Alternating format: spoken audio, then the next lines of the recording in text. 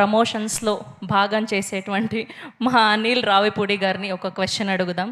So అప్పటి నుంచి ఆయన అలా సినిమా మీద క్యూరియాసిటీని, ఎగ్జైట్మెంట్ పెంచేస్తూ ఉంటారనమాట, పూజ అప్పటి నుంచి. So good to see you Anil గారు. ఎలా జరుగుతుంది మీ షూటింగ్? షూటింగ్ ఫుల్ స్పీడ్లో జరుగుతుంది.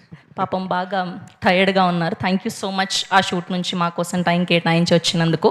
ఓకే, సో ఇప్పటి వరకు మీరు వర్క్ చేసిన హీరోయిన్స్లలో వదలకుండా మళ్ళీ మళ్ళీ పని చేయాలనిపించే హీరోయిన్లు ఎవరు? ఒక్క పేరే కావాలి.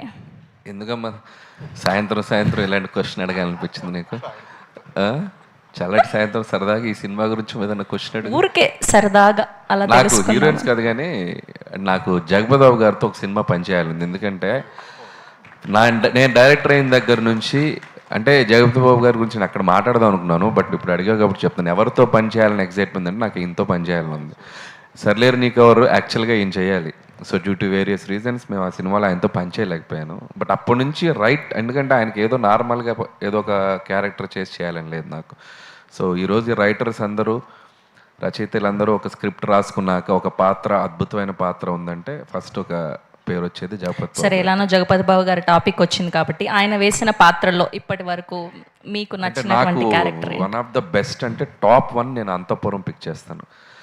అసలు మామూలు క్యారెక్టర్ కాదు అది. అసలు యాటిట్యూడ్ కానీ, లాస్ట్లో ట్రైన్ దగ్గర ఆయన సిగరెట్ బీడీ తాగుతూ చేసిన పర్ఫార్మెన్స్ కానీ టాప్ నాచ్. సో అదే చెప్తాను కదా, ఆయనకి రైట్ రోల్స్ పడితే నెక్స్ట్ లెవెల్.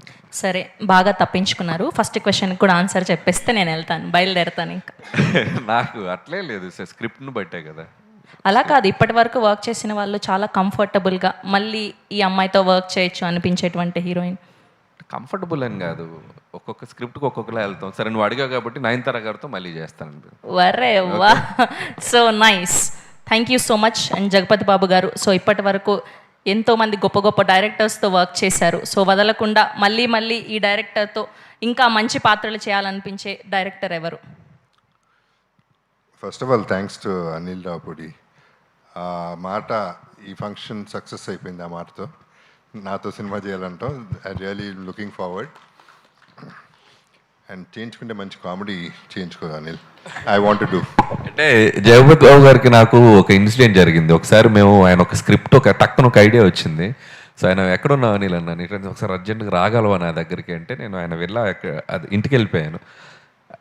ఒక సూపర్బ్ ఎంటర్టైనర్ స్క్రిప్ట్, నాకు ఒక ఎంటర్టైన్మెంట్ చేయాలని అనిల్, నేను కొద్దిగా సీరియస్ రోల్ చేస్తాను కదా అంటే, సార్ ఖచ్చితంగా చేద్దాం సార్ అన్న, బట్ డెఫినెట్గా మెటీరియలైజ్ అవ్వలేదు. వెరీ సూన్ మీరు అడిగారు కాబట్టి సార్, మన కాంబినేషన్లో పక్కాగా మీకు నేను మాటిస్తున్నాను, we're going to do that.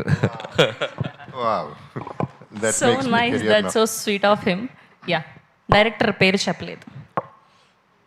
మీరు ఇప్పటి వరకు వర్క్ చేసిన డైరెక్టర్స్లో మళ్ళీ మళ్ళీ పని చేయాలనిపించే డైరెక్టర్ ఎవరు వదలకుండా? Ram Gopal Varma. Ram Gopal Varma garu, the dynamic, the sensational. Thank you so much Jagapathi Babu garu, and thank you so much Anil గారు.